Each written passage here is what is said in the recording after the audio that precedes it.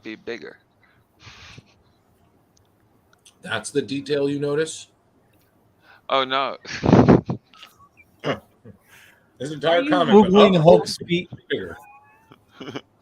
I was just commenting on the thing at the end of the book where they were saying what goes into a cover, and they're like telling Jose like, yeah, I saw that Hulk's too. feet That's need to pretty be funny. bigger. I'm just like, they really put that seems kind of like I don't know, insulting to put at the end of the book. It's like Alan and I forget who else. Was it Jim Shooter? Yeah. Yeah, they're both just sending notes back to, or oh, what's his name there? Really good Batman artist. Hold that thought. Okay. You are in fact watching The Dorkening. You're watching The Dorkening. Stay tuned. For all the geek news everywhere. Dorkening. And this is The Dorkening. Trust me, I'm smarter than these guys. Because The Dorkening is the best and most educational entertainment and information source that the Trauma team knows of. It's the best. The Dorkening.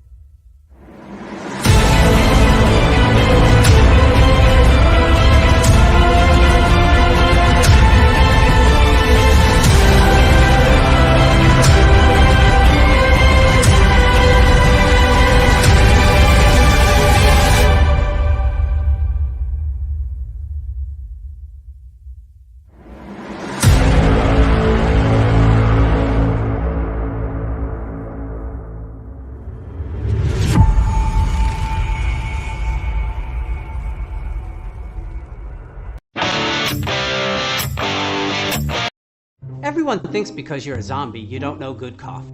Well, they're wrong. There's only one brew that gets my seal of approval. Deadly Grounds coffee is my guilty pleasure. The aroma is so intoxicating. It brings all of my neighbors out of the woodwork.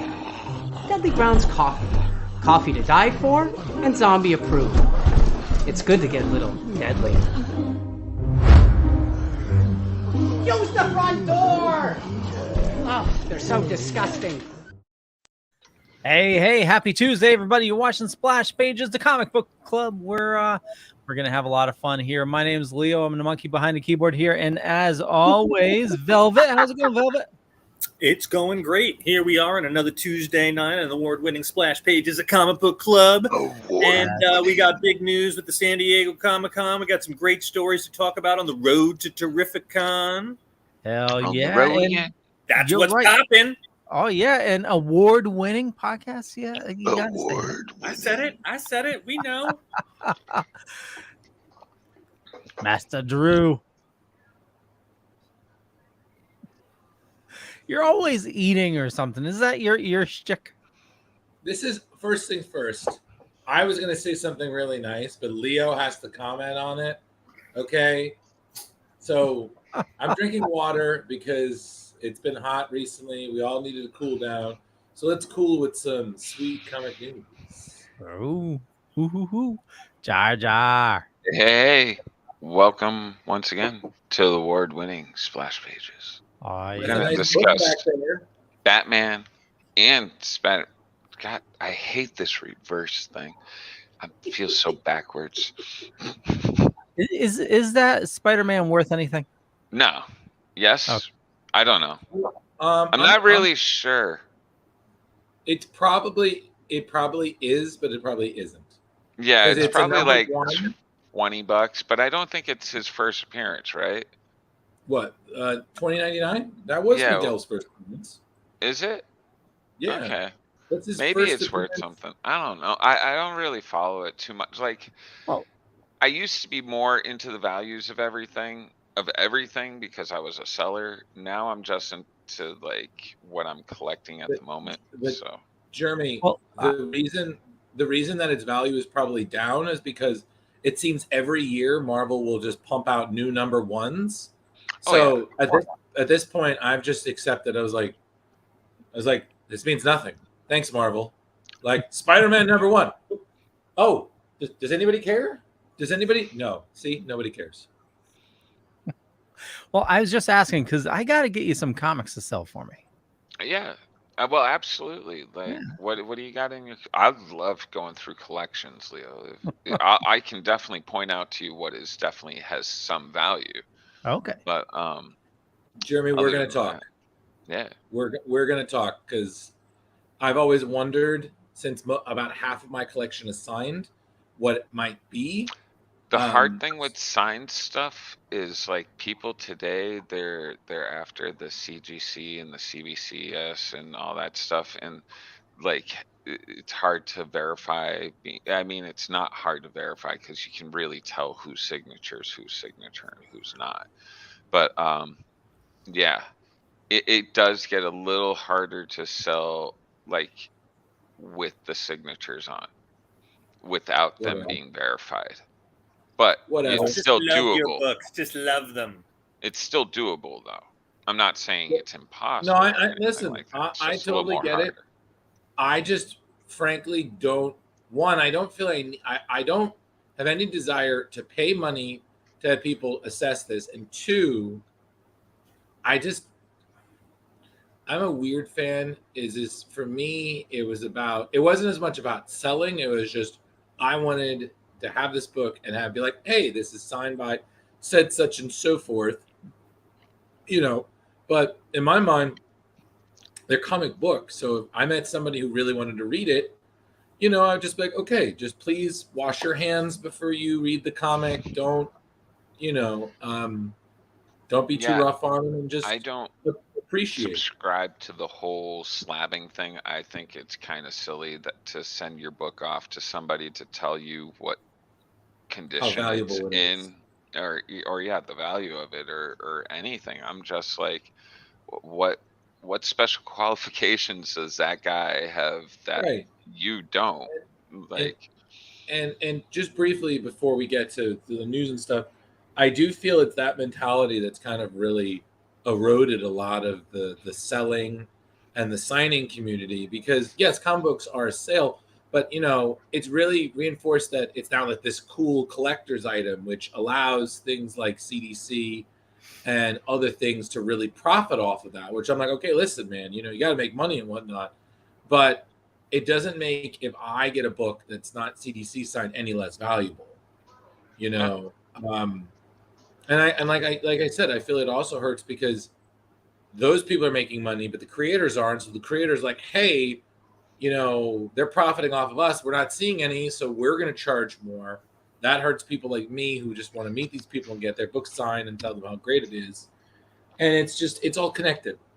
But, we'll see firsthand this weekend.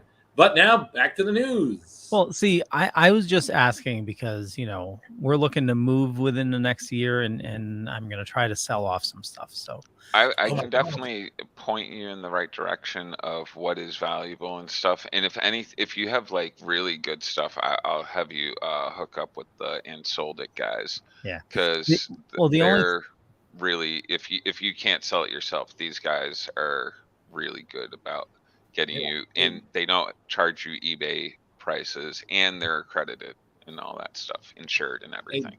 Hey, Jeremy, can I send you my Excel sheet of everything I have, and you just let me know? Because I literally have an Excel I'd much rather sheet. go through your comics, but I can go through an Excel sheet. Yeah, my mom. Wait! You don't use CLZ? You have an Excel sheet? Oh, dude, you got CLZ is dope. I'm telling you. Listen, my mother recommended it simply because years ago, when my collection was getting bigger and bigger and more and more signed, she was like, you should have this for insurance purposes in case something ever happens. So, you could claim, hi, this is this and so forth. And then it just became a thing where I started to realize more and more years went by, more and more I got signed at cons. I was like, wow, I have over like 4,000 books and half of them are signed. And I'm like, I'm sorry, what? So it's just, but, and I'll loan people out the books. Like, why? These books are signed. I said, it's a book. It's supposed to be read. Like, just don't be a dick about it, No, you keep it sealed. You keep it sealed, bagged and backed. You never look at it. It is strange with my toys. I don't open them, but my comic books, I read them. I read the fuck out of my comic books. Leo, well, unless anybody else has different experiences, a bunch of years ago, before I got divorced and before my collection all had to disappear, I looked into getting it insured. And insurance companies were like, okay, well, you have to prove the value of each comic to us before we'll insure like a whole bunch of them. So it was like, it would have taken like months and months of trying to prove stuff to them. Wow. And whether they thought that was the correct value or not. So that just dissuaded me from ever doing it. I don't know if anyone else ever has tried to insure their collection. Not I, no. I think for me it was just a mere thing of keeping track, because when you have as many books as I do, and not graphic novels, I'm talking like actual physical issues, it's just good to keep track, especially in terms of what is signed by whom. So then you don't bring something that gets signed twice, And especially, I was overlooking the list. CLZ. Yeah. I just kept buying books over and over again and being like, fuck, did it again. Fuck, did it again.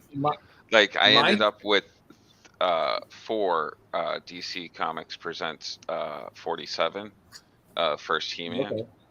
And I have such bad short-term memory, and I was just kept buying them, and they're good books to have. That's why you have the list, man. Listen, you can't really talk because you got Leo up there, who, how many issues of X-Men 1 is it? 24? I think it's like 45, 42, something like that. Yeah. CLZ makes it so easy. I just go on here and I go I can whatever. I can tell you how many. I'm pretty sure it's 42. Let's say Spider-Man 2099. Yeah.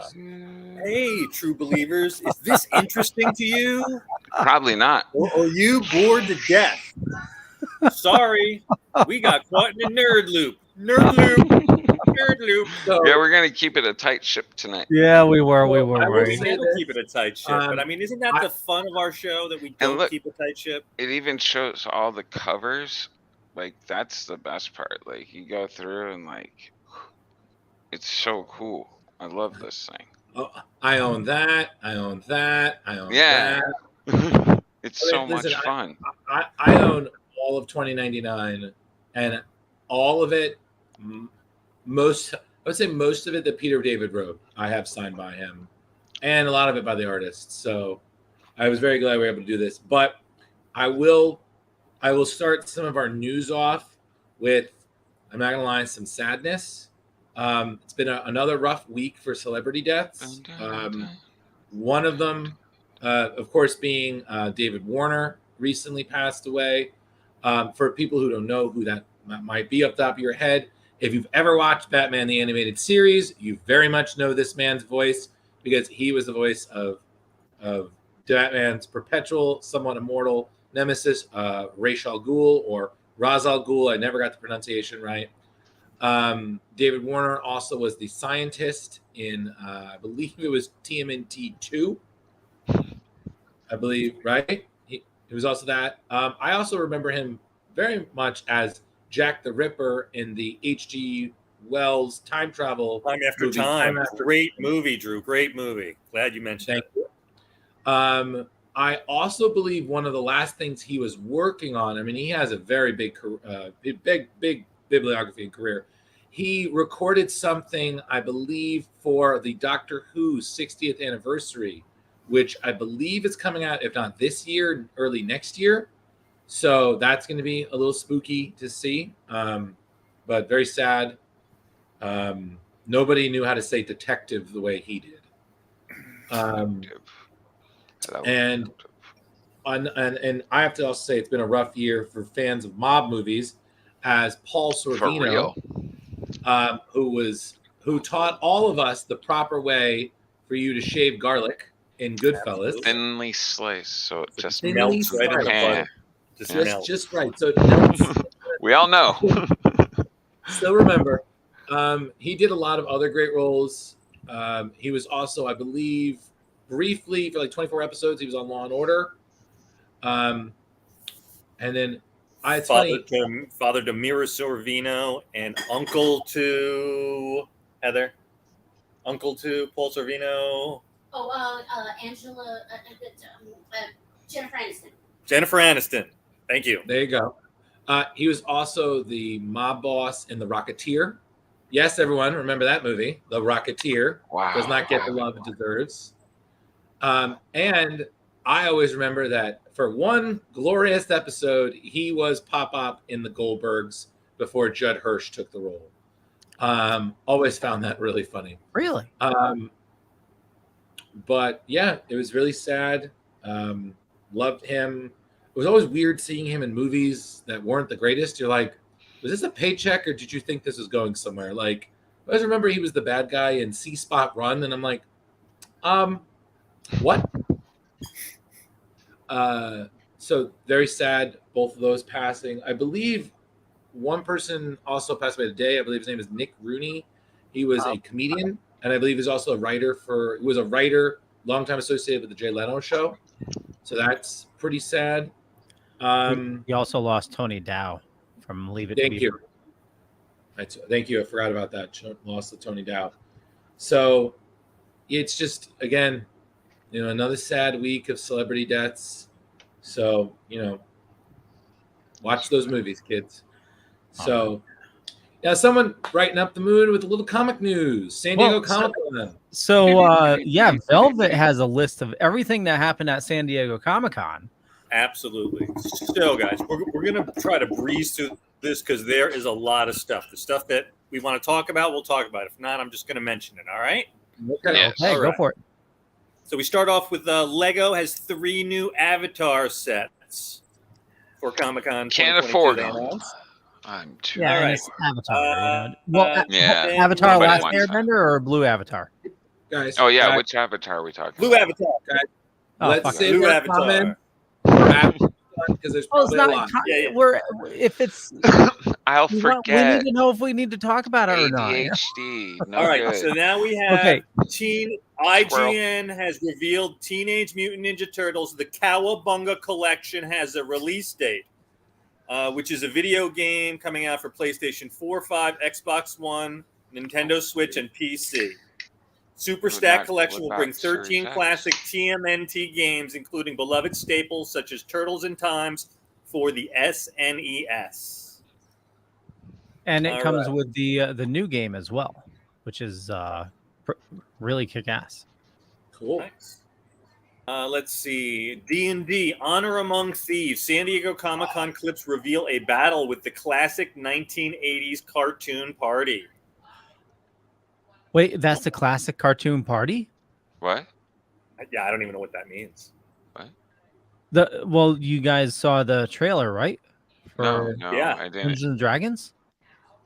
Well, yeah, What? the Is it trailer good? with Chris Pine, Michelle Oh my God, that Rodriguez, looks so kick-ass. No, you're kidding. Hugh Grant. I'm sorry. I'm not kidding. Holy shit, it looks so awesome.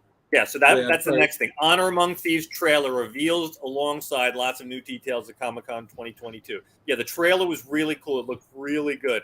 If you guys haven't seen it, I highly suggest checking it out on YouTube. It looks super classic, super fun. Chris Cool. Pine looks like So he's the doing a good D&D job. So the D&D story you mentioned previously, that's not the trailer, that's something else? That's right above. Hold on, I'm scrolling up. Honor Among Thieves clip reveal a battle with the classics 1980 card. A ton of new information emerged about around Sunday, where the team showed the film their love, and under a ton of Easter eggs were shown off in a new clip, including a reference to the classic 80s cartoon as the original party appears in a battle against the new set of heroes. Yeah, I have no idea. Another trailer, I guess. Okay, so it is the Specialized. movie, but they're just tying in the movie with the classic cartoon. Ah, got it. Yeah, Jeremy, All right. check out the trailers. I know they have like 2 or 3 other. You guys D&D couldn't hear movies. that, could you? No, what was it? Oh, okay. Cool. I can watch the trailer while you guys are talking. Oh, you were watching the trailer. Yeah, it got like really loud. I was like, oh shit. All right, Leo, you'll be excited about this. Hasbro has revealed 2 new Transformers figures from the Generations Legacy series, inspired by the origins of Optimus Prime. Fans will have to wait a while to get their hands on them. However, a release date of November 1st was also announced with a $66.99 price point for a pack of 2. Oh, 2-pack. Okay, that's So what characters are? And they? hold on, I'm looking at it right now. I was so upset that It has the He-Man's- images. If you guys can look along, I posted this on Facebook, so you guys can look along. So unfortunately, I'm not Help as us out, Leo. Show us up in along. on the toys. Hold on, So, let me. Did Leo- you Press do it in those splash pages? buttons, Where did you monkey. post it? Yeah, I posted it on Splash Pages. Absolutely, as a whole Okay, the San IGN Diego, San Diego everything. Com. Okay, got it. Okay, so Yeah, let me share my screen while we go through Yeah, Leo's everything. sharing the screen. Yes. So we don't go down rabbit holes. Okay. Yeah, because there's multiple images, but I don't know who these Is this characters it? are. Okay. Yeah, it's blue avatar. Fuck you. No.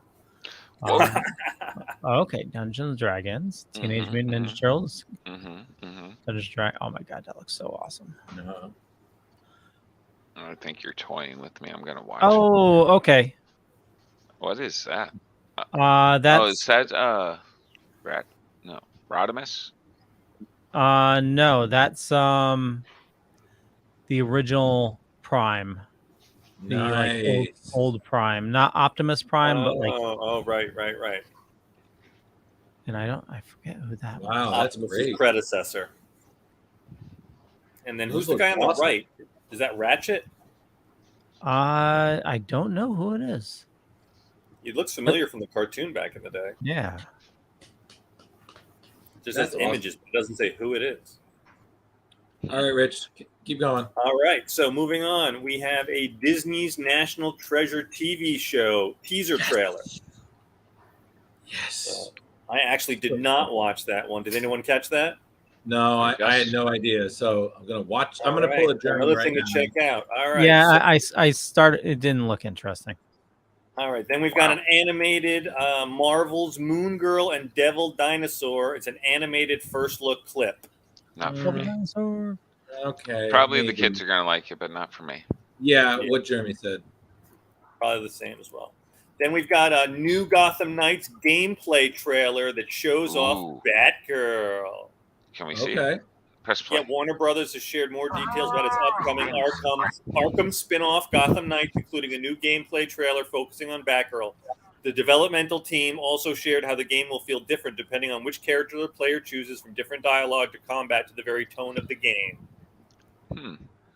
And they also announced that the Joker will not be in Gotham Knights. Oh. Well, yeah. But So it's this is whether Harley Quinn will be making an appearance or not. So this is like Batgirl, Nightwing. So is this continuing from the Arkham story? Yeah, it is just, they're saying it's a spin-off of the Arkham story. Oh, so, okay. Yeah. So Joker's dead, so it makes sense. All right. So now we have good old William Shatner. He is going to appear in Masters of the Universe, Jar Jar Jeremy Revolution. Revelation. It says Revolution. Revolution. Star Trek, William Shatner joining the cast. Netflix upcoming. Yeah, I'm guessing he's probably going to be like Hordak or somebody. The news was revealed at Franchise Comic-Con panel, meaning Shatner will be joining Mark Hamill, Chris Wood, Lena Headey in the sequel of last year's Master of the Universe Revelation. And I don't know if you guys also heard William Shatner also at San Diego Comic-Con said "fuck Star Wars," and Really? that Yes, Gene he did. Roddenberry would be spinning in his grave if he saw that the current series that were being spun from his Star Trek series. Really? I enjoy You him. know, I'm just I saying think what he you would said. be proud of him. You know, But I just want to say this briefly. Shatner's never been a really good guy, but that's my no. Shatner has always had such a love-hate relationship with Star Trek. I mean, at one point he hates it, next point he loves it, and now he's a gatekeeper for it. It's just, listen, stay in your lane. Well, Yeah. like you wouldn't be We're the who fans. you are. You wouldn't be where you are without Star Trek. And also on top of it, things need to grow. Characters need to evolve and change, and the universe also expands. That's space. Well, Yeah. the new Star Trek, like Strange New Worlds. I mean that's. It's great. Oh yeah, I it's love awesome. I'm Yeah. really enjoying it. And I haven't never enjoyed a thought Star I- Trek series in a really long time. Yeah, I was Yeah. about to say that. Like, it's been a while since something like that. This has like captivated me. Like, I wasn't into Voyager or Discovery or. I like Discovery. Discovery, I mean, it grows on you. Like you really had to get into like the second season to really get into it. Listen, I stick to my favorite Star Trek, which is the Orville, so I stick to that. Orville is great, and that's got San Diego got a fourth season coming. Yeah, and you're gonna get quite a bit of Orville over at Terrificon there, Yeah. Mr. Yeah, Drew. dude. And Very listen, much. let's not let Willie Shat screw up the Okay, whole yeah. Universe Oh, thing, because but there is are- a new Jar Jar, a Hold He-Man on. and the Masters of the Universe Season 3 trailer, where Skeletor is causing trouble again as the heroes are forced to flee his ghost and undead Snake Men army. Time out. I know he's going to be Did watching they that say who instantaneously. Shatner is voicing? Did What's they say that? who Shatner is voicing? It does not. That's weird. I hate when Can they we do just this. skip the Like, ads, I'm please? assuming it's Teaser. Hordak, but All right, so Amazon's Wheel of Time is renewed for a third Yeah. season. I haven't watched Third any of season. it. Jeremy, I I think you've watched it, right? yeah, I didn't know the second season came out yet. It says the Oh, no, company's no. revealed a behind-the-scenes look at season 2 through a release Oh, date that oh, remains elusive. So they're saying there is season 2's coming out, and they And already renewed it threes for are season 3. Fantastic. Yeah, and there That's is good to know. I guess there's a season 2 behind-the-scenes sizzle reel online. Amazon's kicking ass with these fantasy shows. They've got Lord of the Rings coming up, Willow. Like, I'm really excited. I love fantasy adventure shows. Like, All right, and keeping with the animated, we got the new Beavis and Butthead clip show, which is includes their reactions to BTS and TikToks. Oh boy. anybody? No. And their I didn't comedic even watch commentary them. remains classic. I'm very excited for what I'm reading is about the Camp Hill. Yes, that was Mike- the next thing. Mike Judge saying that they may have a very good chance of coming back. King of the Hill was a good show. It Beavis and Butthead had its time. I feel like later on you really appreciate, like I didn't appreciate it then, but as I got older, I really appreciated how hilariously subtle it was. And there's, and I can't help but say it. It's all about propane, Bobby. Yes. So next we got Mighty Morphin Power Rangers with the Teenage Mutant Ninja Turtles sequel coming in December's. Nice. Boom Studios and IDW Publishing have confirmed. Okay. which will be a sequel to the original 2019 series. Yeah, it was really good. Let's see. SpongeBob SquarePants universe is getting a crossover event. What? Let's see. He lives in a pineapple under the sea. He's about to get a Doctor Strange-esque multiverse special as Nickelodeon has announced the Title Zone, a crossover show that sees SpongeBob SquarePants, Camp Corral, and the Patrick Star Show collide. Fantastic. Boy, we're all excited. All right, let's see. National Treasure Edge of History gets official behind-the-scenes featurette. Is Nicolas Cage in it? I don't believe so. No Nicolas Nope. Cage. That's sad. Nope, shelve it. Let's see. Disney Plus series showing Justin Perla, Catherine Zeta-Jones, Jordan Rodriguez, Antonio Cipriano, Zuri Reed, and Lizette Oliveira. All right, maybe. Let's see. Next so one. Zack Snyder says there will be no more Snyderverse. Snyderverse is officially dead. Him and Good. Jim Lee agree. Then we got William Shatner going off on Star Trek, and Gene Roddenberry returning in his grave, which we already discussed. Yep. Let's see. The multiverse reveals new characters, including LeBron James and Rick Sanchez. This Super Smash Brothers-esque Warner Brothers crossover game, Multiverses, is getting none other than NBA star LeBron James, adding it to its roster. Real during its San Diego Comic-Con Cool. panel. Rick and Morty from Rick and Morty are also coming to the game. Wubba-lubba-dub-dub. All right. Let's see. Then we had the Lord of the Rings trailer. That's so good. The Ring of Power reveals the Nice. creation of a Balrog. Amazon released a chunky 3-minute trailer for the Lord of the Rings Ring of Power, showing the creation of a Balrog alongside a ton of other Middle-earth goodness. We also get to see the new footage of Morfydd Clark's Galadriel, the formation of a cursed blade of Mordor, and what appears to be possibly Sauron himself. That's awesome. Possibly. Yes, that was a fun trailer. I did get to watch that one. Yeah, that one Moving looks on. so good. They put like $1 billion into that fucking show. And that's they know Amazon, it's gonna right? make money. Yeah, Yeah, it's they know another it's gonna Amazon make one. money. Well, Yeah, it Amazon is. has the money to spend anyway. Yeah, they do right now. They're like Netflix was a couple of years ago.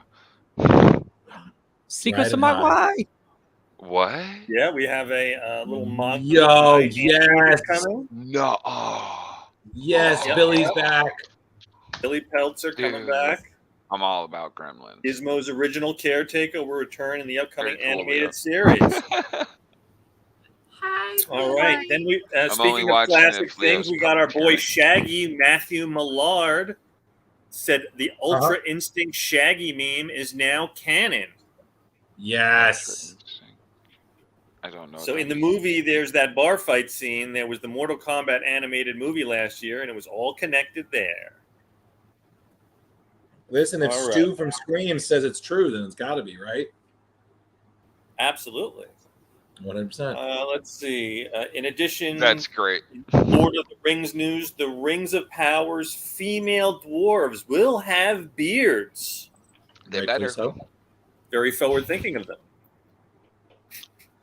Oh my God, the We Are Groot. Yeah, trailer. the I Am Oh, Groot God, animated please. trailer was super cute. Oh, I God. highly recommend that. Leo obviously enjoyed it. Yeah. Of course he did.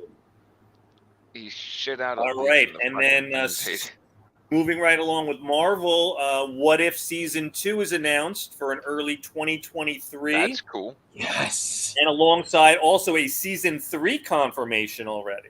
Oh, nice. Sweet. Yeah, There's a lot of Marvel's got a multiverse lot of stuff. things coming down the pike. Marvel. Yeah. Continuing Marvel on, went nuts. Spider-Man, the freshman year, but we're not looking at that until 2024. And it will Okay. feature Charlie Cox's Daredevil. Daredevil Sweet. was like all over the place this weekend. Yeah. Yeah, we haven't Yes. hit it yet, but Daredevil has also been announced for 18 new episodes with Yep. Charlie Cox and Vincent D'Onofrio. And he made an appearance in the new She-Hulk trailer. Yep. Yes, at the very He did. end. Yeah. He did. All right, This is let's gonna see be what else we got. More Lord of the Rings. Lord of the Rings. He's just teasing Jeremy by now. Got a little more Secrets of the Mogwai confirms that Randall Park has Randall Park. also been cast, who yeah. is great. I love him. A lot of great Is Marvel Corey stuff. Feldman going to be in it? You never know. We're not seeing any Corey Feldman. Snap! X Men that could be a '97. secret. What's that, Drew? Cue the theme song. X Men Yeah,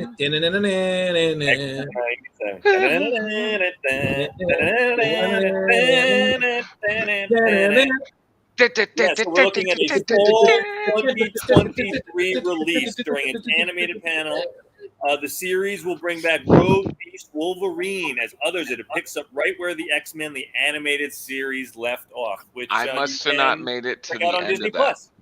I must have not made it to the end of that because I had no idea that Magneto took over the team in the show. Basically, Charles, for some reason, went off to space with Elandra to heal from some sort of horrible injury. And he was like, yo, Magneto, here are the keys to the mansion. Don't fuck this shit up. I'm out with my space honey. And it was also a weird thing because the last 3 episodes of the last season, they went with a completely different animator. So the style is completely changed, and they're continuing that style with the new team and with this new series. So it's going to be really interesting to see them balance that nostalgia with that different sensibilities. But it's worth a shot. We'll see. Absolutely. I'll try it. That's because Marvel Zombies. Absolutely. Marvel Zombies, which is going to be coming out on Disney Plus. We do not have a definitive date on that, but they are promising a more graphic approach than the usual Marvel Cinematic Universe entries, as it will include all the gore and splatter you would want from a zombie show. Okay. So we'll see. Great. We shall see what we shall see. Don't care about The Walking Dead. All right, so we got a lot of Walking Dead stuff. We got a trailer for The Walking Dead. Just scroll past it. Yeah, I'm sure there are those that still love it, but you can look it up on YouTube, guys. Now, Marvel, I don't know why Marvel did this. This is crazy. Marvel did a real-life Infinity Stones collection that's going to be worth $25 million, like real gems. That's going to be in its very own Infinity Gauntlet, have a combined of 150 carats. Yeah, I'm going to go with pass. You guys don't have a spare $25 million for the Infinity Gauntlet? Come on, you guys are shit, man. Yeah, Rich, I'd rather buy a house. So I would buy a few houses. All right. So after Marvel is ridiculous with that nonsense. All right, we got some more Walking Dead news. I thought Walking Dead was ending. All right, in toy news, we got Mando Season 2 figures revealed by Hasbro. That's cool. Including Luke Skywalker, inspired by his appearance in The Mandalorian. The other figures are Miggs Mayfield, HK-87, and Grogu, all retailing for $24.99. Hold on, that little thing's $24.99. Yeah, that's they probably gave him all those little trinkets so that they could charge $24.99. Oh, still 100%. But is it the Black Series? That's what it looks like. Yeah. 51 images. $25 for a figure. Whew. Yeah. Well, I remember back in the day when they were like $6 for a G.I. Joe and stuff. I miss where those Power Rangers was at most 10. Oh, for real. Like X-Men figures you could buy for $5. Yeah, you could actually get a action figure for toys. I feel like we barely even scraped at all the news from San Diego. There was so much this weekend. What's up with the Street Fighter? Street Fighter 6 Capcom reveals classic Street Fighter 2 alternate costumes. Nice. Let's see, we got the games. Various fighters, including Ryu and Chun-Li, were shown off in their new and old outfits. You can find graphics look pretty great online. Yeah, they do a great job. The art's really beautiful. I don't do fighting games myself anymore. We had a TMNT co-creator Kevin Eastman say it's humbling seeing the franchise evolve over time. See, that's how little Mr. Starman should be. You know, should be happy people are still talking about him. Yeah, so he's very happy that this multimedia franchise is beloved for many generations. Yeah. Yep. All right, let's see. Avatar Studios' first movie will focus on Aang. The first Avatar, The Last Airbender film, will focus on the original series hero Aang. The news was revealed during the Avatar Braving the Elements panel at Comic-Con. Although little else was said about it, we at least know what the first of the 3 Avatar Studios films will be about. That's interesting because I've been noticing a lot of Airbender toys in stores, and I was like, is it making like a revival or something? I had no idea why. Well, Like, I did it loved The really? Last Airbender. The show was really good on Nickelodeon. Well, did you watch the second series? I did. I have to say I wasn't as much of a fan, but I did go through it all with my kids. The first series, so I killed that by myself, and then I watched it again with my son, and then I Oh, watched nice. it again with my son and my other child, and yeah, I love Airbender. It was The Last Airbender was so good. Good storytelling. Nice. All right, moving on. Looks like Apple TV has announced For All Mankind is returning for its 4th season. No release date or window was given, but production is set to begin next month. Then we've got, let's see, the co-director of Dungeons and Dragons says the Honor Among Thieves movie is going to be different from anything you will see in the fantasy genre. New and fresh. Ooh. Let's see. Then we've got Keanu Reeves, who has confirmed onto the Berserker anime, which is confirmed for 2 seasons on Netflix. That comic book's about to get another revival. Who does Berserker? Why does that sound so familiar? That's Keanu Reeves' book. It's I don't know. It's his own book? I don't know if he writes it and stuff. Yeah, like he is the did. Character. He did? He's a co-creator. Oh, that's cool. But yeah, it went wild when it first came out. It dropped, but I guess now it's probably going to go get hot again. Interesting. All right, let's see. I never read it, so I don't really know the story. Got some Transformer news, Mr. Leo. We got Paramount Plus has revealed new information about Transformers Earthspark, including its full voice cast. Danny Putty will play Bumblebee. We'll have Alan Tudyk playing Optimus Prime. That's an interesting. Sidney Michaelia will play Robbie Malto. I'd like to hear how he's going to do Optimus. Check out the full list on IGN. Yeah, Diedrich Bader, hey, Sissy Jones, that's a good Rory cast. McCann. Wow. It's got a decent cast. Yeah. That's so weird. My whole screen just went blank. Batman and Spawn are crossing over again. Oh, finally. What's he say there, Leo? I can't read it. Oh, I didn't want to steal Rich's thunder, but is your screen still frozen, Rich? Yeah. No, go for it. Read that one. I'll move on. So DC and Image Comics are bringing back, this is coming from IGN, the classic 90s crossover Batman and Spawn will once again face off, revealed during a Jim Lee and Friends panel at Comic-Con. The comic will be a 48-page one-shot, written by Todd McFarlane, drawn by Greg Capullo. Oh, nice. Yeah. Well, I mean, it makes sense. You know, Capullo basically made his name in comics being a Spawn artist. And even after he wasn't doing the interiors, he was doing the covers for, God, I think up till 200 or more. So it makes sense. I mean, the last one was in the 90s. And he'd been McFarlane had been talking about doing a Spider-Man Spawn crossover forever. And it's just, you know, that's just a pipe dream. So, well, Yeah. I'm bringing some. It'd be great if they could ever do another Marvel versus DC. One day, Jeremy. Yeah. You know what's shocking is there hasn't been like the big Marvel news. I have a whole friggin' list of shit.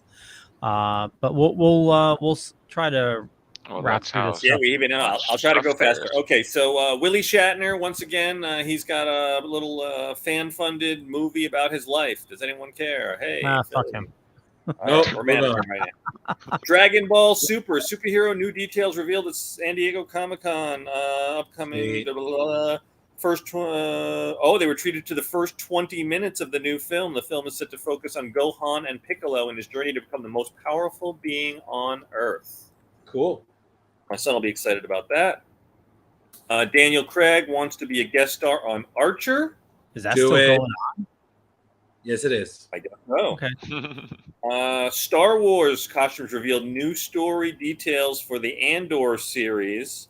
Okay. Despite Lucasfilm not having a huge presence at Comic-Con this year, eagle-eyed Star Wars fans have found some plot teasers through costume reveals for the upcoming Andor series. Plaques of Genevieve O'Reilly's costume and Diego Luna's Andor costume revealed some interesting details about the setting of the new show. Yeah, so Mon Mothma. I believe there was also an Andor trailer dropped, I believe, like a teaser trailer. Was there? Yes. Okay, now we get into Shazam, Fury of the Gods, That first looked trailer. good. That looks looked so pretty awesome. It looks great. Absolutely. I You guys should go out need there and more check that out Shazam. on YouTube. What's that, Jeremy? I'm sorry. I need more Shazam in my life. That such a refreshing character from DC. I have to say, I was really surprised to hear the next news. Well, I've heard this, and I was like, really? What's going on? Extreme X-Men returns to Marvel Comics with original creative team. Legendary X-Men writer Chris Claremont is reviving the fan favorite Extreme X-Men series. Marvel revealed the news at its Comic-Con retailer panel, confirming that the 5-issue series will pick up right where the original left off. Basically. I think it was him and Salvador Larroca doing that, and it's just so weird. But Man, I okay. haven't seen Bishop in a long time. Yep. Yeah, Or and there's the maybe- new Black Adam maybe trailer. Phoenix in the back. Yeah. Yeah, what was it looked good, but I mean, Shazam overshadowed it. I agree. Yeah, but it's still really nice that in the new Black Adam trailer, you saw Atom Smasher doing things. You saw more of Hawkman, more of Dr. Fate, and you saw Cyclone in action, which, again, this is the first time we're seeing the character outside the comics. So it's nice that they're giving, her a shot. And, it's going to be interesting to see, especially should, they cross over. I mean, Black Adam and Captain Marvel, Shazam, whatever you want to call them, they all came from the same power source. So, you naturally would have to think that they'd have to. So continue, please. Absolutely. And I thought Dr. Fate looked great. Pierce Brosnan, I think, is going to do a really good job with that. Oh, yeah. Absolutely. All right. We got House of the Dragon trailer. Anybody care about that? I'm still feeling burned by Game of Thrones. I'm all about it. I might give it a try. Yeah, we got I'm gonna watch George R. Martin has revealed some of the historical influence behind upcoming prequel House of the Dragon. Well, F him, because I'd still like the last book. You're never gonna get the last someday. One day. Yeah. You know what's gonna happen is, God forbid, he's gonna pass, and then 5 years later, they're gonna go. Brandon Sanderson's gonna finish it like he did for Roberts. Yep. All right, We lost Drew. Batwheels gets a trailer, which I guess is an animated 30-minute prequel special titled Secret Origin of the Batwheels will be revealed on Cartoon Ito on HBO Max. Wait, is that a Cars meets Batman? I think so. Yes, it is. That's what it looks like. We're doing the Super Pets, and now we're doing the cars. cars. Everything. Super cars, super pets, super toilets. Could be next. You don't know.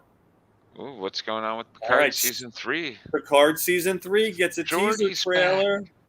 Short clip and new posters revealed for the new show. These features many the returning crew members from Star Trek: The Next Generation, including Geordi LaForge, Worf, Dr. Beverly Crusher, Deanna Troi, and Commander William Riker. We had him on the show, and Worf said he wasn't going to do Picard. He lied. He lied. We can't trust. We can't trust actors to be accurate. How many times? I'm not in this thing, and then here you are. Here we go. Do you guys watch Lower Decks? Yeah, that's just hilarious. I heard it's animated, right, Leo? Lower Decks is so awesome. Yep. It's animated, but it is pokes. It's a comedy. It pokes fun at Star Trek. Okay, Yeah, so they got a it's season all the 3 people. trailer, and it teases a visit to Deep Space Nine. Oh, Nice. nice. Oh my Yeah, gosh. it's set in the Next Generation universe. Oh my Matter of God. fact, Riker. Oh, I showed didn't up- know that. Oh, I feel and like- this was a great trailer. If you guys who Wasn't didn't even check it paying out attention to for that. Netflix, The Sandman. Oh my God, looks Oh, that so looks awesome. Ah. Oh wow. So really? awesome. Oh, another there's a one? new trailer. I didn't see the newest trailer. Dream and Death. Oh, it's really cool. Fantastic. Absolutely. For the I Neil got- Gaiman I got Sandman it. fans, you have got to watch it. What artist did an endings for each one? Was it What's that, Drew? no, the next news. Unique Original ending Sandman credits. artist. He's saying he told McKean you have to do something despite family retiring, leading to extra flair added to each episode. That's McKean? awesome. David McKean. Mm-hmm. Yeah, he's a longtime collaborator with Neil Gaiman. And oh my God, yes! Can we please get a Marvel 1602 movie or series? That would be amazing. Yeah, so Neil Gaiman wants to see a Marvel 1602 movie or series, and obviously Drew is all for it.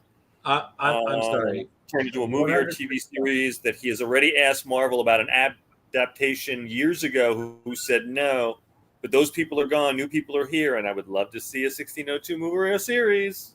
You listen, I think that we definitely have to add that to our list because That'd be good. it's a Marvel Elseworld, a Marvel What If, but it's so well written, especially if you enjoy your history, the way Neil did it. Oh, it was so good.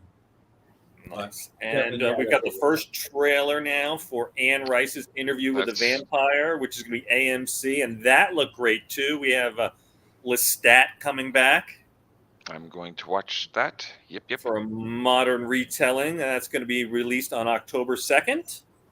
So that's like a birthday present for me. Yay. Oh. Yeah, surprise, surprise. Surprise, surprise, surprise. Let's see. We got an exclusive clip for the Dragon Prince Season 4. I don't know what the Dragon Prince is. Netflix cartoon. I feel like we could literally do an entire episode where we just talk about San Diego. Like, we just keep scrolling. And I'm just like, there's no way. I was like, oh my God. Ant-Man and the Wasp, Mythic Quest returns for another season. Marvel teases massive Avengers finale and Jonathan Hickman's next series. Grand finale of Jason Aaron's Avengers saga and the next big project for House of X's Jonathan Hickman. The former will enter its final phase, Avengers Assemble, in November of 2022, while the latter appears to be delving into the cosmic side of things. How do you say that name? Hickman? And Chitty? Yes, that one. Chitty. Skitty bang bang? No. Keep going. All right. So we had trailers for She-Hulk. That looks so good. Awesome, which I feel like they're drawing a lot, all that comedy on the John Byrne stuff, not the usual Marvel Cinematic ha. Yep. Yeah, but the CGI still seemed a bit off. I mean, I'm loving it, but I think you're nitpicking, Leo. I'm not nitpicking. I'm not saying anything bad about it. I'm just seeing it looks a little off, but I can deal. It looks like it's going to be a great show. Right. But they're saying that that She-Hulk and Black Panther, that's going to be the end of Phase 4. Right. Really? And they already announced all of Phase 5 and the start of Phase 6. Yeah, they did. Yes.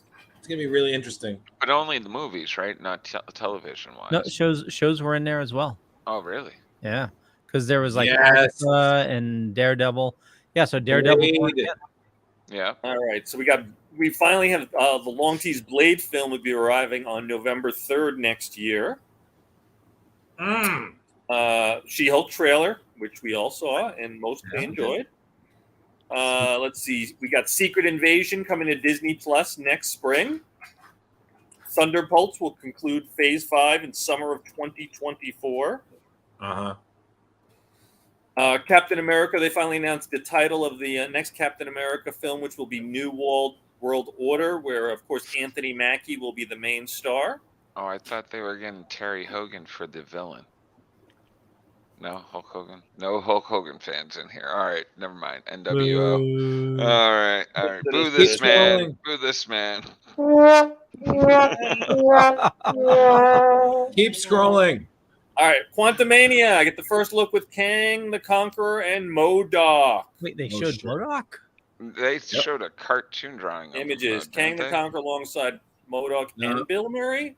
Yeah, Guardians of the Galaxy just Volume 3, concept new drawings. trailer shown off only at San Diego Comic-Con. I was not able to find that online. It could be by now, but at the time when I was looking, you could not find that.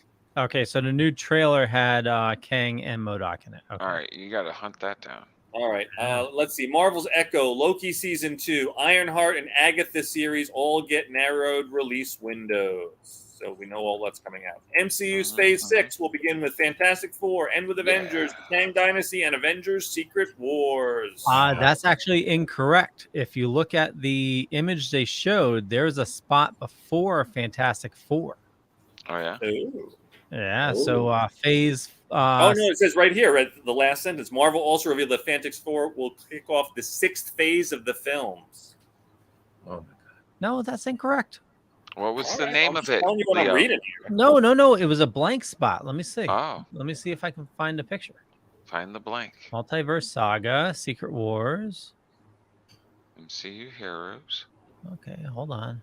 Amazon. So let's see. Phase 6. Images, blah, blah, blah. Here we go.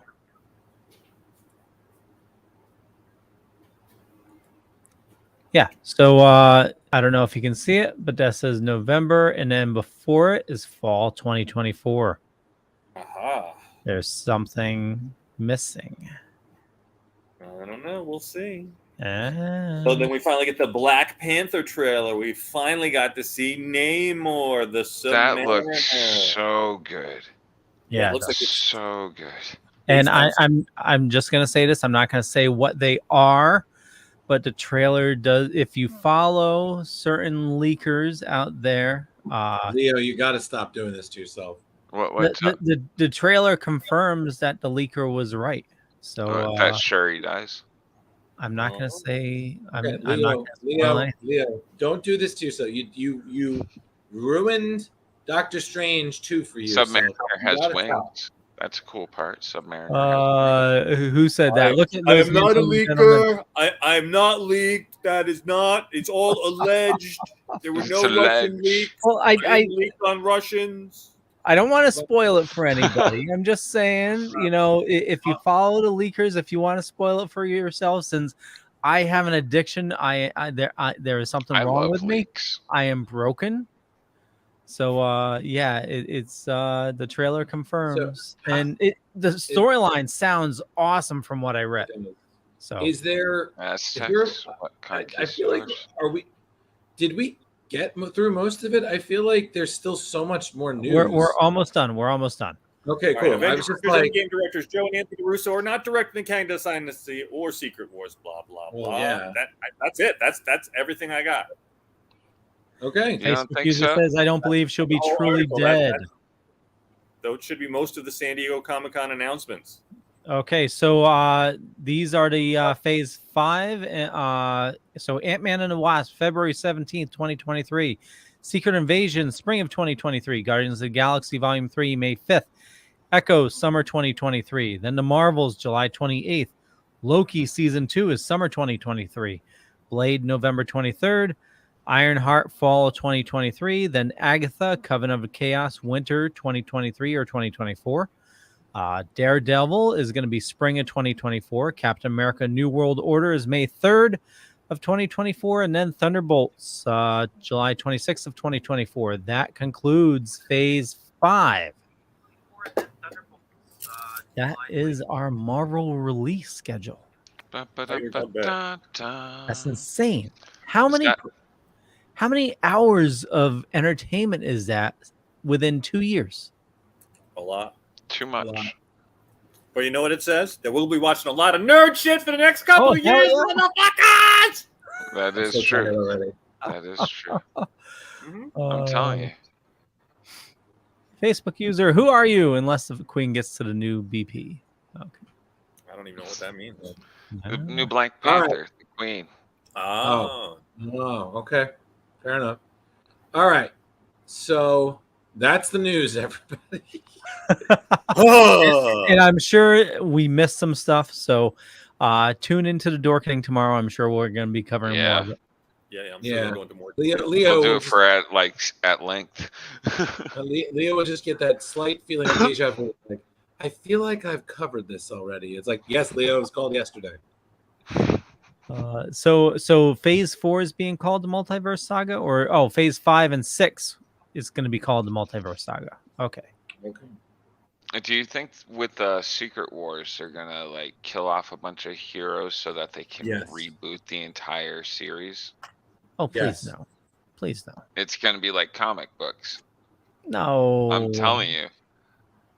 I really think that's what's gonna happen. Are they gonna do like a complete reboot of everything and then bring back, They could Iron Man, America, Iron Man. Listen, Leo, Secret Wars, both versions were huge storylines that signified a lot of change for Marvel. So was that a good storyline? Which one are you talking about?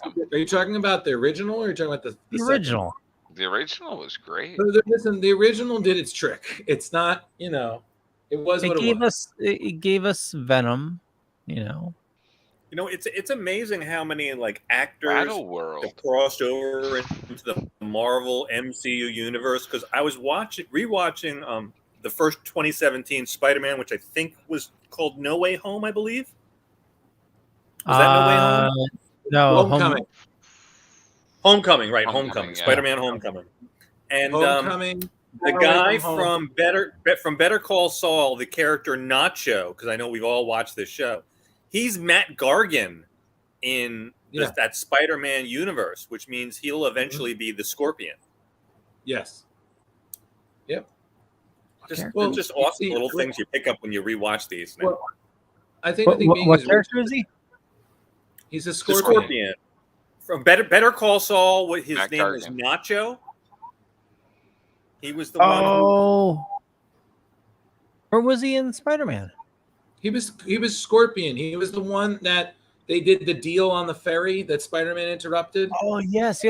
Okay. Right. Yeah. At the end, he's confronting the Vulture, asking if he knew who Spider-Man was. Yep. Yeah. The one with the eye. Okay. Yep. Got it. The thing being is, Rich, is that we're at a point where it's very big, it's very popular, and a lot of actors want that. They want to be included in that. I mean, come on. The only reason that Robert Redford did Winter Soldier was for his kids. I think it was his grandchildren, because they're big movie fans. I mean, a lot of times they do it for their kids. I mean, hell, B. Arthur only did the Star Wars holiday special because her son was a fan. Star Wars. A lot of the times it's basically on that, but now also Marvel, if you can somehow net something that's not really a commitment, but you can still be in it, you're kind of finding your place in pop culture infamy. Yeah, sure. So just real quick, this popped up today from the Superman Twitter. Tomorrow, something to do with Death of Superman is going to be announced. Again? Okay. Like, what are they doing now? So is that Dan Jurgens, or is that going to be Ordway? It looks like they're doing the Black Label too. The DC symbol down there in the corner looks like the. Oh yeah. For the black. Oh, is it? They call it Black Label now, right? Are they gonna like redo Death of Superman, but all more like gore? That would be kind of fucking dope if they do that. That'd be insane.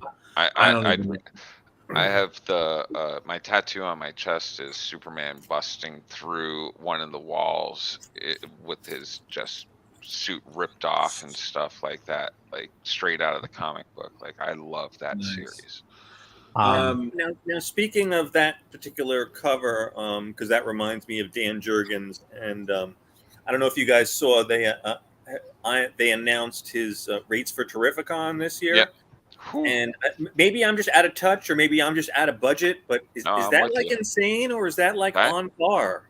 Dude, Wait, I I'm sorry. guess that's What are you on talking about? par for like Dan original. Jurgens' rates for sketches. Yeah, his They rate. I announced that just thought it today, was. and I didn't No, know no, if that no. was excessive or normal. No, no. It's just- Honestly, I'm saying honestly, Rich. It's been on the incline last couple of years because it's a huge source of income for them. They get all of the funds, and I guess especially with the older they are, the more time that they need to sit down and focus on the work.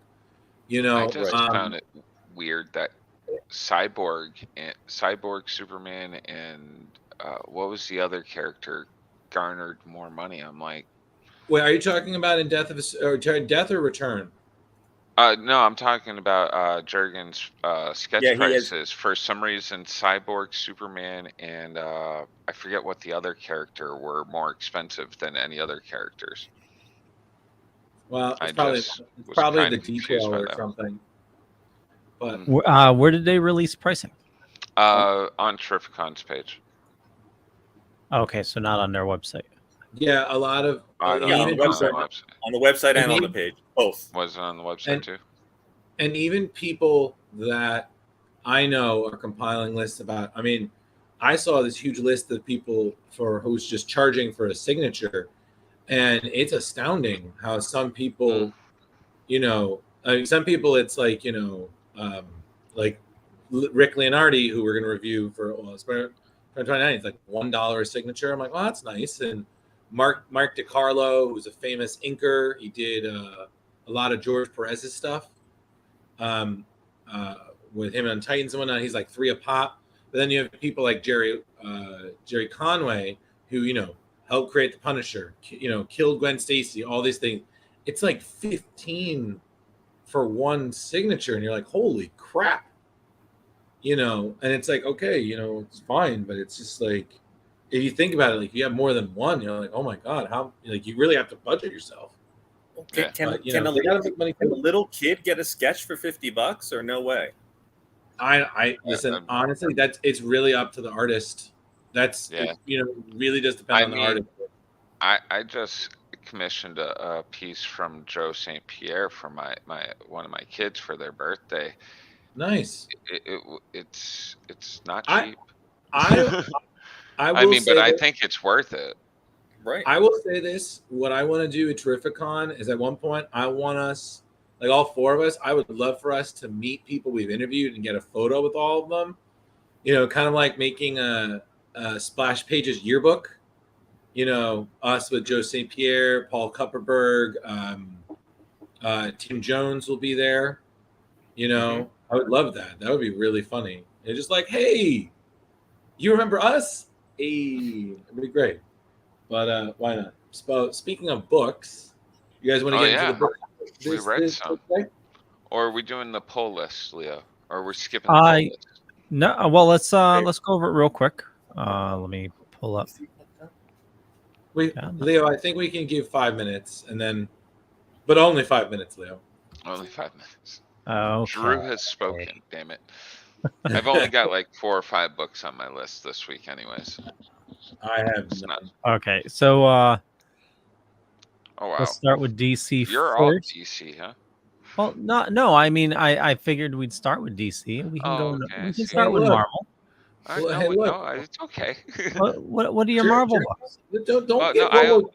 Leo, don't get bullied by Jeremy. If you want to start with DC, start with DC. Okay, God. I don't have any DC books this week. Everything from DC, like it's all Batman, but not Batman the main series. It's like there's a lot of Batman going on. Action Comics, they're about to reboot Superman, so now might be the time to start getting into Action Comics. Action Comics 1045 comes out this week. Batman Fortress, I started reading that. I didn't care for it. One Dark Knight is interesting. Issue 3 comes out. And then we're getting some graphic novels, but what I did find interesting, let me get to it. Wow. The Detective Comics, where it's the opera in 1062. Okay. Robin's a good read. Robin number 16. comes out. The Suicide Squad has been pretty decent as a read. I have read some of that. Superman Space Age. This is bringing Superman back to the 60s. Will the 60s bring the end of the world? So it seems like there was a book last week. I can't remember which one it was. Is that a Mike Allred? Is that a Mike Yeah. Allred cover? Yep. It I think looks he's like doing the art for that one. Nice. That's a great idea. Is Love that it. the one that's supposed to be tied into Crisis on Infinite Worlds? Yes. Soon come to an end. Crisis on Infinite Earths. Yeah. Nice. Okay. All Yeah. right, Mike. Yeah. Okay. Keep going. I mean, that's what I have for DC. And What you're about all Marvel, Charger? Oh no, I've got just like two things from Marvel, but there's Star Wars stuff. Okay. Nothing great. Here we go. Oh, it's just Star Wars 20. Actually, no. The only thing from Marvel I have is Star Wars 25. It's an anthology. Okay. Obi-Wan issue 3 comes out this week. But I read from independent guys too, like Image, You know, and IDW. it's just so horrible, but I see all these and I'm just not interested. You know? No, And I mean, they rebooted Spider-Man again. Yeah, Like, it's on issue 6 again or whatever. yeah, I mean, Yeah. this is issue 6, but it says number 900 is the Yeah, they got the legacy numbering on Yeah. it too.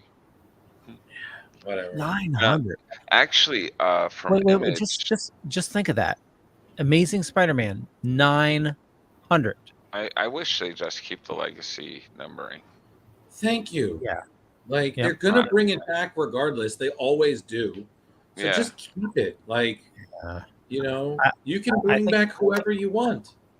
Image actually has a new book coming out that looks really good called The Hollows. I'm totally spacing on what it's about. I need to go look it up, but I wrote it down because it was important to me, and I'm not sure why I didn't write it all down.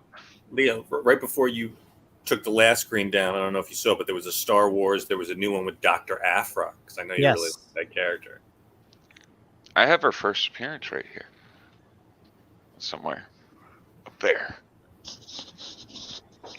I have it as well. Yeah. Darth Vader #3. Good series, by the way. Yeah, that was an awesome series. Really good. I also say that after we read Old Man Logan, I actually went and read the series that followed after Secret Wars, that Jeff Lemire started, and then Ed Brisson continued, and I pretty much did that all the way up to the following series, which was Dead Man Logan. I gotta say, if you really enjoyed the Old Man Logan story, it was a pretty solid read.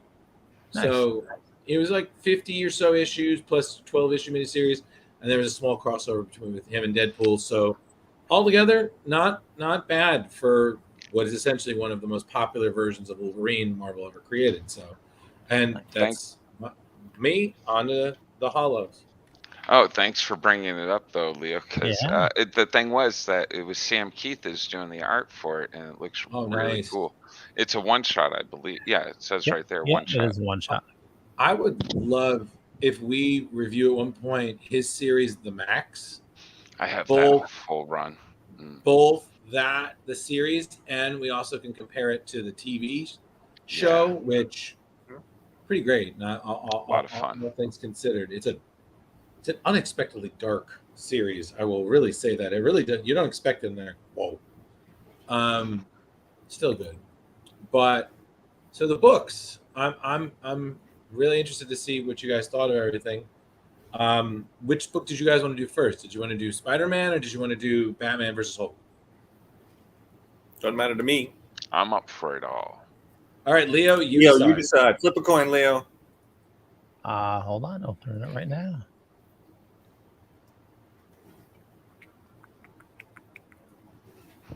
I bet he's looked up a program to flip a coin online. Oh. All right, let's Spider-Man 2099.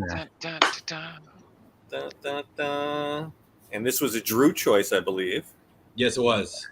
Yeah. And I will gladly introduce it. So written by Peter David, penciler is Rick Leonardi, inker was Yes. Al Williamson, colorist Yep. was Steve Basiletto, letterer was Rick Parker, editor was Joey Cavallari, and Sarah Mossoff. Came out November 1992. Yes. Release date was September 1st of 92. Yes. And The year I graduated. I'll pick it up from there.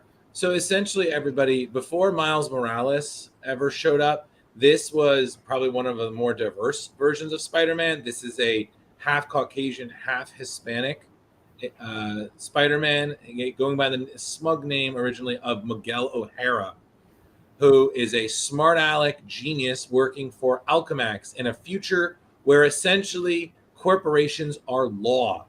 And the big bad corporation that is essentially running the show is called Alchemax. That sounds so woke. Indeed. So essentially, this was not only one of Peter David, who most people will remember around that time, having really made a name for himself with a few X-Men books, but primarily with the Incredible Hulk. One of the best things that we reviewed of that time was the Future Imperfect series, which is a 2-part series that he did with George Perez, which was awesome. This is still one of David's biggest premieres. And it's definitely it's still a very original idea. I will say it's somewhat dated in a certain regard. That is an awesome page. But that is not your typical origin story. I would say for the time, it is definitely super original, Drew. Oh, 100%. And especially, this was the first one. So this book kind of did for 2099 what the Ultimate Spider-Man did for the Ultimate Universe. This set the way for everything. After 2099 had such big success, you had all these other series spinning out of it, which which moderately did okay success. Yeah, actually, most of them have failed. Most of them pretty much tanked, but 2099 was pretty spectacular in that regard, especially because Miguel couldn't be any different than Peter. And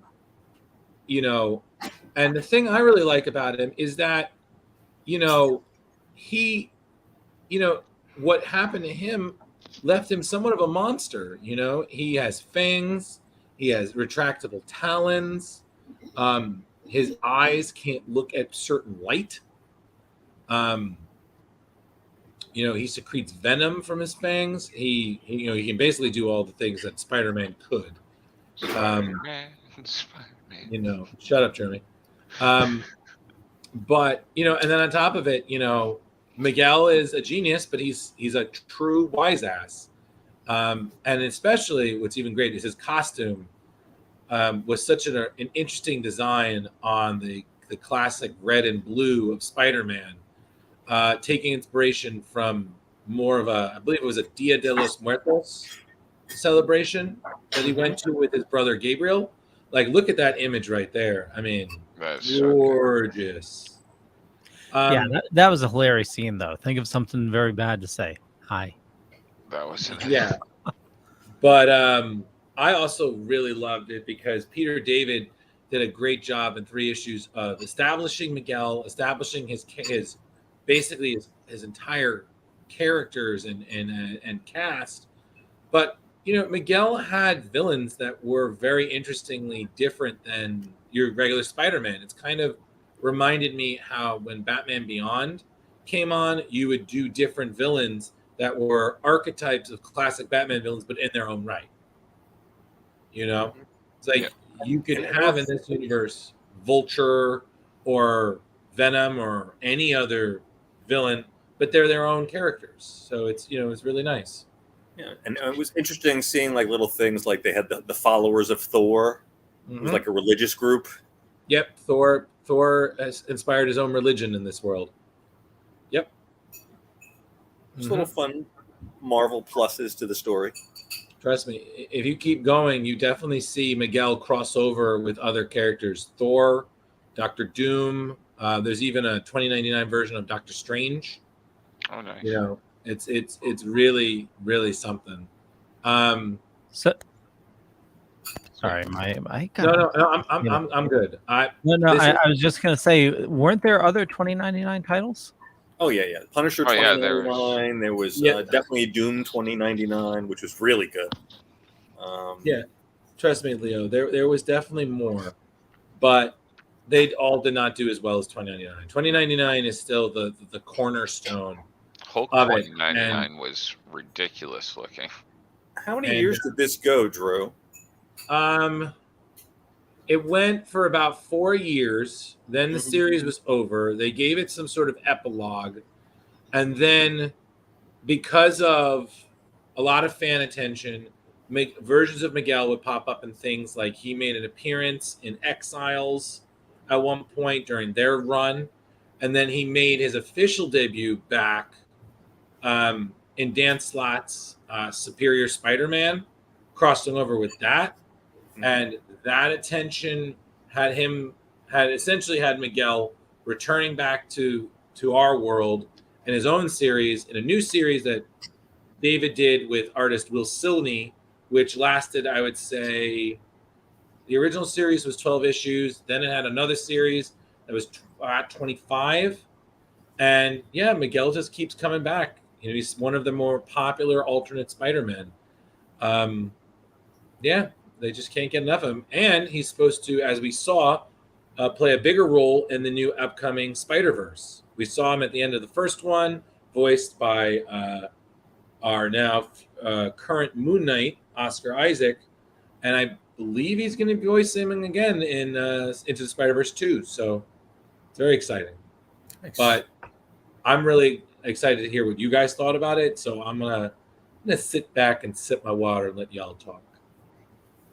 Well, I enjoyed the thing thoroughly from issue 1 to 5, and started actually with the wrong series.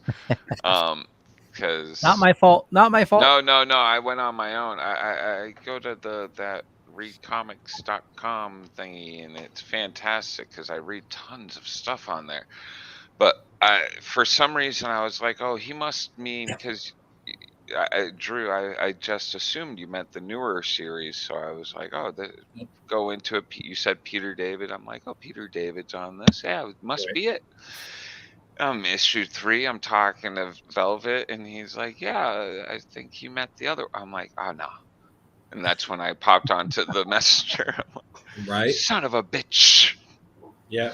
Not that the second series was bad or anything. I enjoyed both. No. But, I'm glad. I'm sorry if I wasn't clear about that, Jeremy. But it's totally fine. But it's also interesting how people think. Like, you naturally thought that it was the newer one, and I just naturally thought it was the older one, with no knowledge of what Drew was thinking about for either of them. So it's just interesting human nature and how we think. Listen, the way I look at it is either way, it was still Miguel. Peter David writes him in some of the best ways. I mean, he's the reason the character was created. So anytime I see that, I was like, okay, this is perfect, But the thing that I really wanted us to marvel is that Rick Leonardi, who is a great artist, who's definitely had a pretty decently long career. What a great artist. I mean, he definitely added, he had the futuristic feel to everything. His origin of Miguel had some really great horror moments, which I thoroughly enjoyed. Because you really got that idea of it was a horror movie in some way. Miguel was trying to cure himself of this addiction that he was given to by his shit boss. And in doing so, he thought he could just kind of take the easy way out. Someone sabotages it, and he ends up, in his mind, a monster. But, he didn't choose Spider-Man. He kind of just lucked into it, and eventually it just kind of became his thing. He's probably one of the more reluctant Spider-Men that I think we've ever seen. So, but again, I could talk volumes about this. I own all the issues for it. But, Sure. What did you guys think, both of the story and of Leonardi's artwork? I enjoyed the art. I do find it, what's the word I want to say? Not as refined. That might not be the right word. The splash pages I love.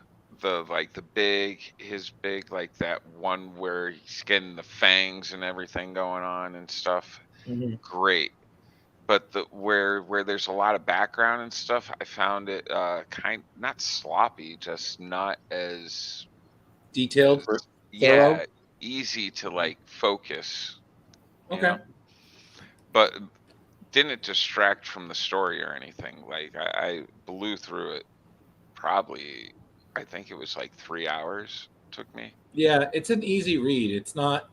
I mean, there's a lot to unpack, but it's not super complicated to the point where you have to read it multiple times. Oh, it's fun. I, And also the villain was just entertaining. well, I yeah, mean, he looks really Venture was a interesting. great villain. Yeah.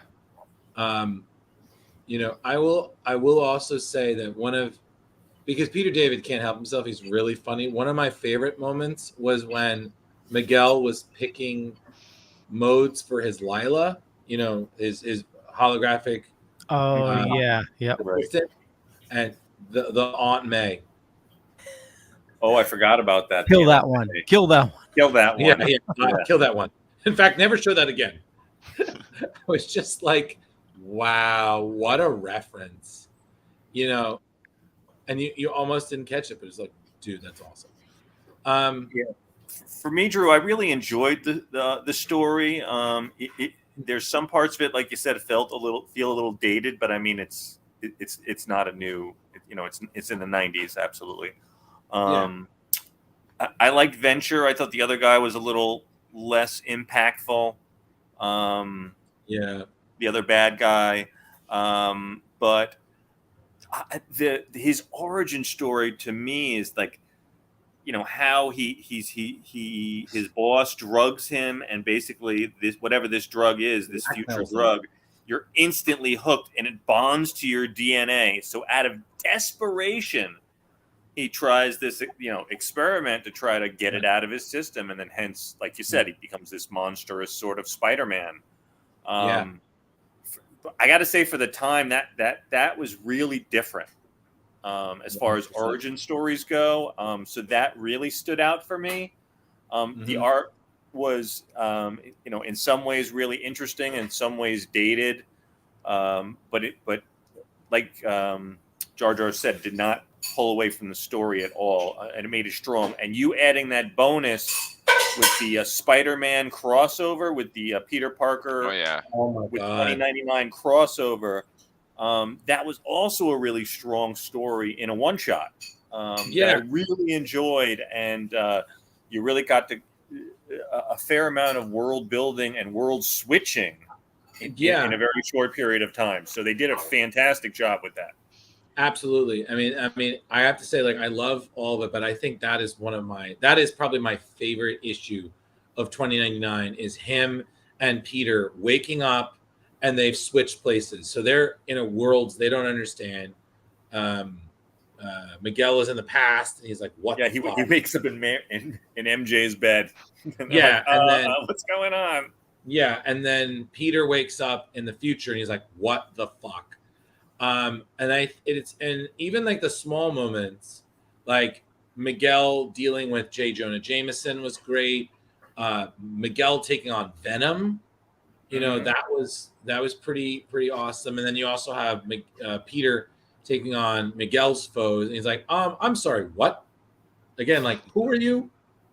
That was pretty great. But there is a fantastic moment, and Jeremy talks about big pages, splash pages. Yeah, that's the name of our show. No time for that now. There's a great one that's both Miguel and Peter, and it's just, oh my god, it was just so beautiful.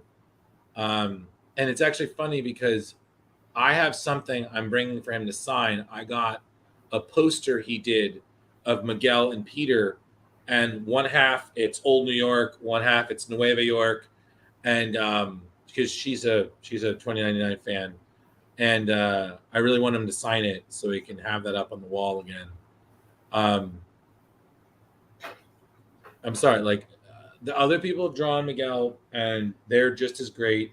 Even our beloved Joe St. Pierre did some work on it. yeah, Rick just knocked it out of the park. It's kind of like when the original creators come back for a character.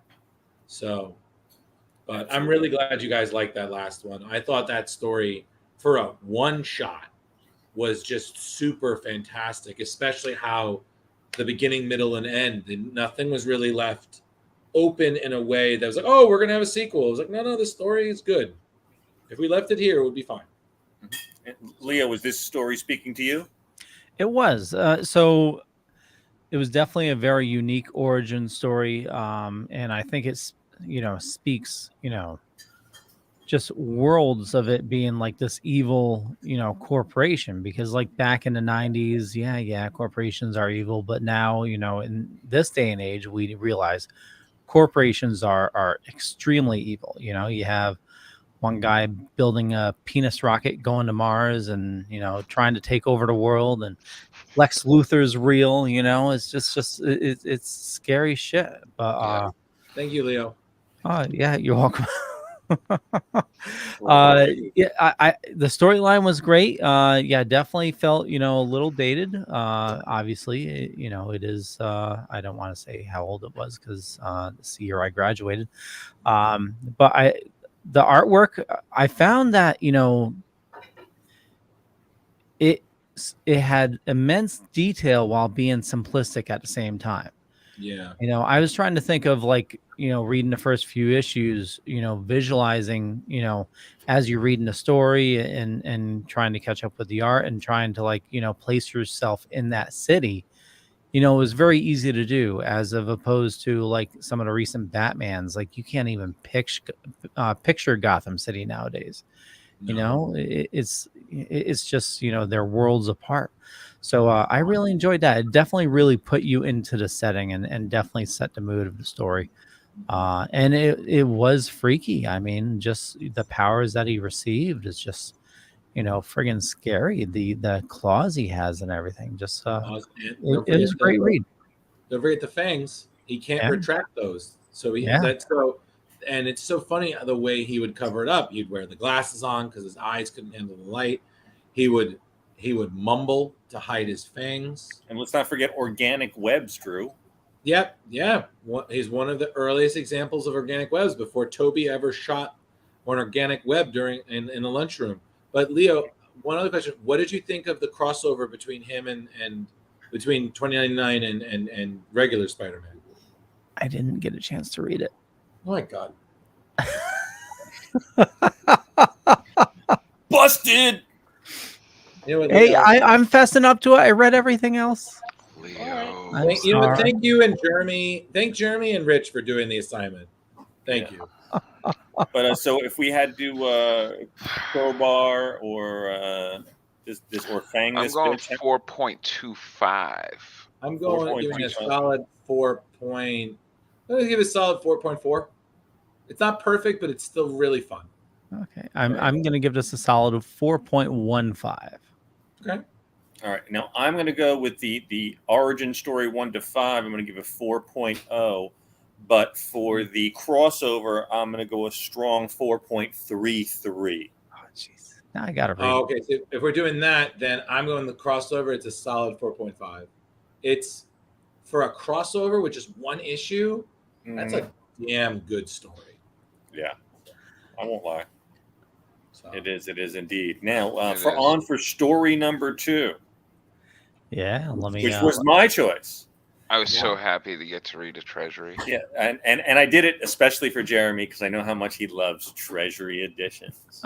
I'm telling you, getting to crack one open again and being like, the smell of the paper. Oh, God. Now, Batman versus Hulk, which was Jose Garcia Lopez. We had Al Milgrom and Jim Shooter, who were all supposed to see it Terrificon, but unfortunately, like we said, Jose has had to back out. Yeah. Letters, John Costanza. Colorist was Glynis Oliver. Editors at the time, Dick Giordano and Dave Monach, Al Milgrom and Jim Shooter. And this came out in September 1981. For the bargain price of that giant comic book, for those who know what the Treasury editions are, they're huge comic books, $2.50. Wow. What's the dimensions on those, Jeremy? Big. He's like big. This versus that. I It guess. looks bigger than magazine size. Hold on. I got a magazine over here too. You have a magazine? They still make those? Well, I'm a collector. I have everything over here. I actually don't have a magazine sitting here. I Okay. thought I would. I thought I had a High Times or something. But it right. Hey, Tom, happy Tuesday. And Hey, they Tom. definitely, hey Tom, but they definitely did it like that. You know, the bigger books would literally be bigger because they need all the space for it. And you really do get a lot of book in that one comic. You do, and it's so funny to me because I'm used to crossovers, because it's always so funny when you have the crossovers and you know they're two separate universes, but somehow the story just like, oh, okay, I know who the Hulk is. Oh, I know who the Joker and Batman is. It's kind of as nonchalant as like when Teenage Mutant Ninja Turtles did their crossover with Batman. In the movie. In the movie, they were the same universe. Feel like I don't know who the Hulk is. Since when has the Hulk's first name been Robert? That was in the TV show. He was Robert Bruce Banner. Was it Robert Bruce? I thought it was David Banner in the 70s TV show. They changed it. It wasn't David Banner in the TV show? They changed it because the powers that be thought it sounded well, a little Bruce. too, I knew Bruce wasn't used, but I was like, where did Robert come from? And I'm like, what the hell? I thought he changed his name like episode to episode. Like, did he? That's what I thought. I remember watching it, but I don't remember the Robert part. I just remember reading something. I believe that Stan said they had changed the name because I don't know, something about that was something rubbed them about it the wrong way, which I was just like, it was such a weird choice. So, but whatever.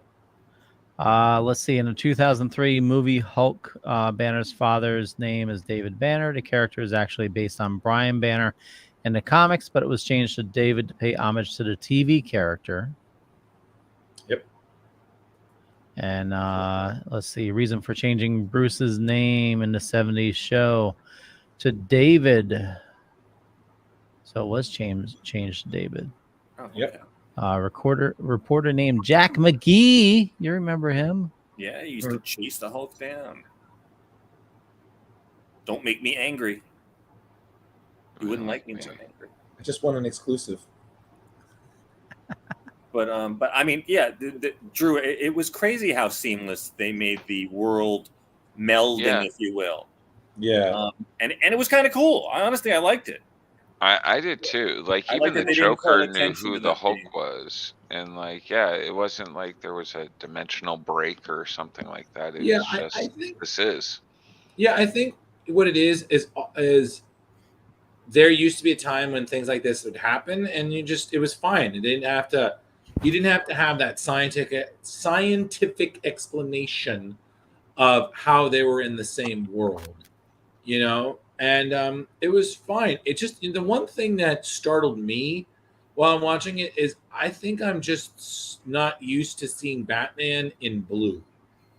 You know, you kind of forget that was the thing. So, you know, I'm used to the all black, very, you know, and then you see him in the blue and you're like, I don't know if you're as intimidating in the blue. Like I feel like seeing him in the blue really dates it. So I have to admit, this is my Batman. Like growing up, this is the Batman I knew. The Batman in the blue. Brent Fogel. The other artwork that we talked about from Jose, his Untold Legends of the Batman. Yep. Is that it? That was my very first Batman book ever. Oh wow! Do you still have it? I still have it. I still have the copy. I still have the series. I think I have. It's the little one that came with the audio tape. Oh yeah. I remember. I think my mom got me those when I was just a little tyke. And I remember my grandmother was having a yard sale, and I'm like, I'm gonna make some money. I'm gonna sell my comics in the yard sale. So I put them on the table. I said, I'm going to sell them for 25 cents. And then I decided not to. So I took them off the table and I've had them ever since. But I you know, I had to be. So, Leo, when you move, like 8 or something. Leo, I'm sorry to interrupt. So when you move, you literally are bringing everything back full circle by literally selling the books again. So you're literally bringing it all back full circle. So should we come? Do we ask you, like, I'm sorry, sir, are these still 25%? I mean, I understand history is repeating yourself. So if I give you $1, do I get all this? Just want to make sure, you know, history is repeating itself here. Oh, yeah. But I thoroughly enjoyed I love the artwork. I absolutely love it. But I just have to say, I'm trying to find it right here. Batman, when he takes off a mask and his mask is underneath. Like, what the fuck is that? Oh yeah, that was total cheese. He's like wearing the mask. Yeah. And Yeah. he's Right, undercover right. and I then forgot pulls about the that. mask off. Was like, oh yeah, and I'm just like, There it is, right there, the lower right. Yeah. And I'm just like, classic. Wouldn't someone see the horns and like, no, they fold. They fold. Oh yeah. What do you mean? Like, oh my god. Well, in the Batman His origin, money on the don't very jiggle, first jiggle. page, they go into this thing how he's a master of disguise. So Yeah. they're trying to pull into that. I think again, it was just really, first things first. I have never in my life heard of this entity the Joker was working with, the Shaper of the Worlds. I vaguely remember him from something, but I didn't care enough to look it up. Like I didn't go into it myself. Yeah, I had to wiki it because I was like, who the fuck is this? Earth 616. You know, but it's from Incredible Hulk 155 from June 1972. And he died in Silver Surfer Volume 7, number 15 in 2015. Okay. Oh, wow. Well, my point being is, it's always some cosmically powered entity, and then they work with some like ground villain in order to execute their plan. You know what I mean? Like some rando. Like Come it'll here, be like, Joker, you'd go do this. yeah, exactly. And Or why it's like, is Joker like actually listening to him? Because now just real quick. So he was developed by the Skrulls to modify reality of the wishes of the user. It was the first cosmic cube. Oh, okay. Wow. Okay. See, you put it in good context there, Leo.